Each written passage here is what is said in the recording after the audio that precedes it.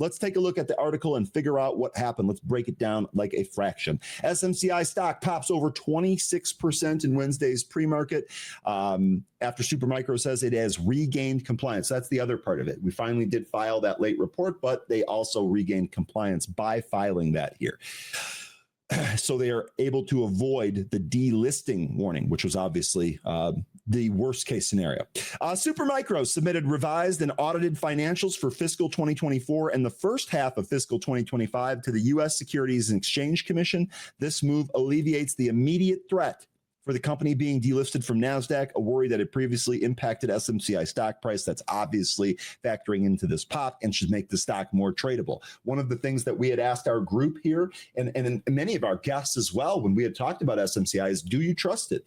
Would you consider holding this? And the answer invariably was no. Now, trading, obviously, that's a little bit different, and I would expect that. You folks have been really sharp and really active on this stock, so not really a surprise there. But continuing here, the company's auditor, BDO, those that know BDO, and apparently those at SMCI know BDO, verified that the financial statements accurately reflect the company's financial status as of June 30th, 2024.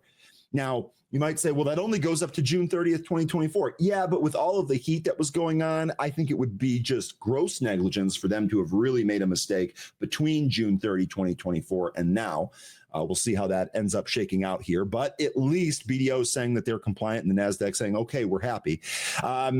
Supermicro also announced it has reestablished compliance with the NASDAQ. Now, the submission follows Supermicro's loss of its previous auditor, Ernst & Young, which is a top auditor in the field. It's one of the best in breed when it comes to auditors. And that was also really kind of playing into this. If one of the really good, really reputable firms decides, you know what, we can't even do this, super negative. Looks like BDO was able to clean that up here due to governance issues. Excuse me. The company had until Tuesday to submit audited financials to the SEC. Supermicro also revealed significant weakness in its internal controls over financial reporting and implementing measures to rectify these issues. Now, will they be successful in rectifying these issues? Might there be another short report down the road or a delayed filing? God, I hope not. That would be really, really terrible for this.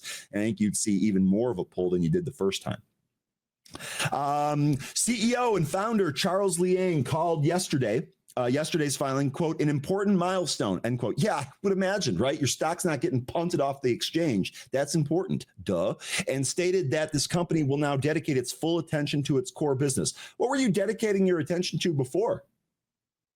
Just a rhetorical question. Nobody has to answer that. Liang also added that SMCI is poised to accomplish its important mission in DLC, which is Data Center Building Block Solution, Supermicro 4.0, they call it, while also meeting their revenue goals. SMCI announced a revenue goal of $40 billion for fiscal 2026.